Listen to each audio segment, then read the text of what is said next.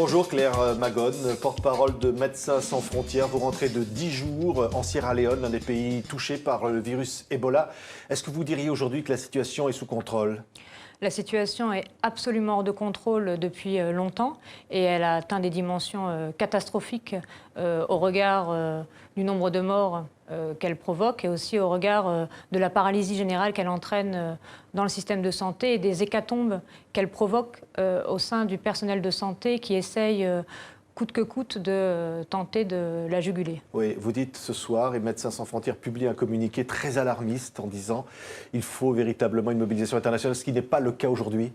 Ce n'est pas le cas aujourd'hui. La mobilisation internationale a été tardive, mais j'ai envie de dire qu'elle a pris une dimension classique, c'est-à-dire que l'épidémie d'Ebola, telle qu'MSF, par exemple, avait l'habitude de la rencontrer sur ces terrains d'intervention, avait une dimension locale, circonscrite, qui n'est pas du tout celle qui est observée aujourd'hui. Donc c'est pour ça que nous, face à l'ampleur de cette épidémie, à l'ampleur des besoins qu'elle nécessite, on demande instamment aux États qui se sont dotés d'une capacité de réponse à ces catastrophes biologiques, en fait, de type Ebola, de mobiliser d'urgence des moyens matériels, humains et logistiques à la hauteur des enjeux. Pour l'instant, les États se contentent de fermer leurs frontières, de ne plus desservir de manière aérienne ces pays. Est-ce que c'est suffisant ?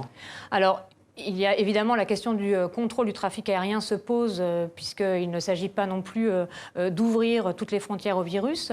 Mais ça, il s'agit donc de mettre en place des mesures de contrôle. En revanche, comme la France l'a fait la semaine dernière, recommander fortement à une des rares compagnies commerciales qui volent encore sur Freetown, la capitale de la Sierra Leone, d'arrêter ses vols. Ça, c'est effectivement une mesure qui est contre-productive et disproportionnée parce qu'aujourd'hui, on a besoin d'envoyer des pompiers au feu, j'ai envie de dire, et les pompiers dont font partie, par exemple, les équipes de Médecins sans frontières, et pas les retirer du feu en espérant que les arbres vont brûler avec la forêt. Donc vous demandez instamment ce soir la reprise des liaisons aériennes avec la Sierra Leone ? Ça, c'est un des éléments de la réponse, mais l'élément principal, et je le redis, c'est vraiment de faire en sorte que les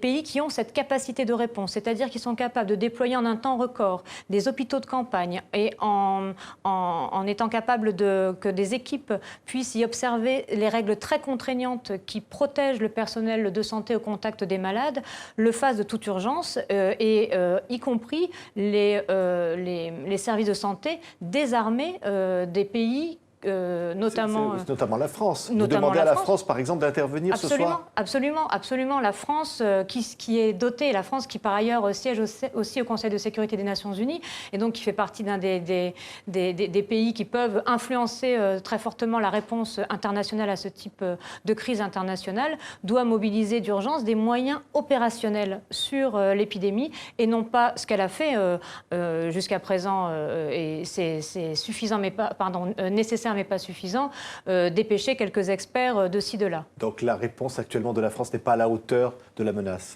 Elle n'est pas à la hauteur de la menace, elle n'est pas à la hauteur de la crise internationale que représente aujourd'hui l'épidémie d'Ebola, qui concerne aujourd'hui, l'épicentre c'est le Libéria, la Sierra Leone et la Guinée, mais vous avez entendu parler, comme moi, de signes très inquiétants, un cas Ebola qui a été identifié au Sénégal, par exemple, des cas au Nigeria, donc l'épidémie risque de s'étendre. Ça veut dire que ce que dit l'OMC, l'Organisation mondiale du commerce, c'est-à-dire que l'épidémie ne durerait que 3 mois, c'est faux ?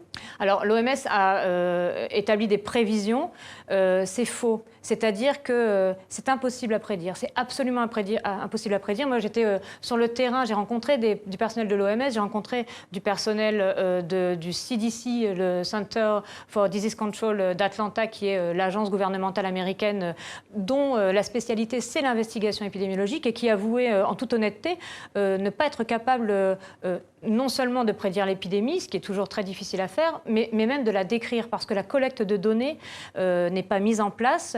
Elle n'est pas mise en place parce que, a fortiori, le pilier central de la réponse à l'épidémie, qui est cette capacité de détecter les cas au sein de la communauté et de les prendre en charge dans un environnement sécurisé pour les équipes médicales et évidemment dans lequel ces personnes peuvent avoir la garantie d'être traités le plus humainement possible, n'est pas en place. Oui, et il y a des menaces sur les personnels soignants qui sont parmi les premières victimes. On parle notamment de femmes malades qui doivent accoucher. Il n'y a pas le moyen nécessaire? Alors, une des caractéristiques du virus Ebola, c'est d'être une espèce de poison un peu qui s'instille dans tous les compartiments de la vie sociale et sanitaire.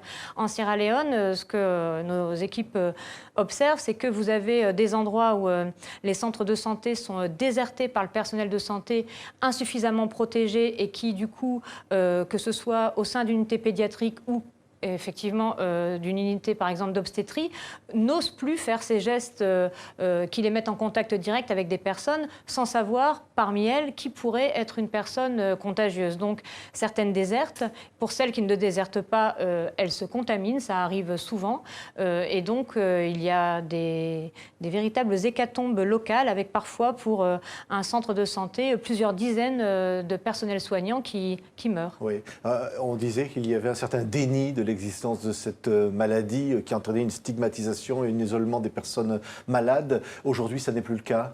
Alors, il y a un déni institutionnel, il y a le déni de la communauté internationale organisée face à la gravité de cette épidémie.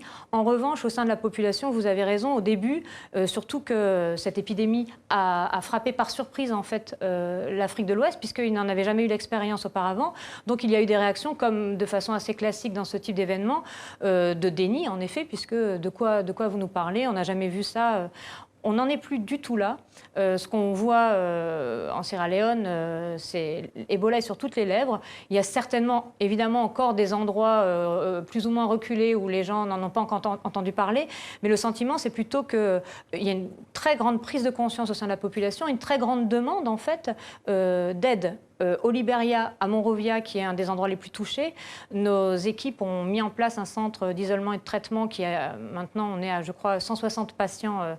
On doit refuser des admissions. Donc on est bien loin d'une situation de déni. Les gens réclament pour eux-mêmes, leurs proches affectés et la communauté dans son ensemble, un espoir concret de voir s'arrêter la transmission.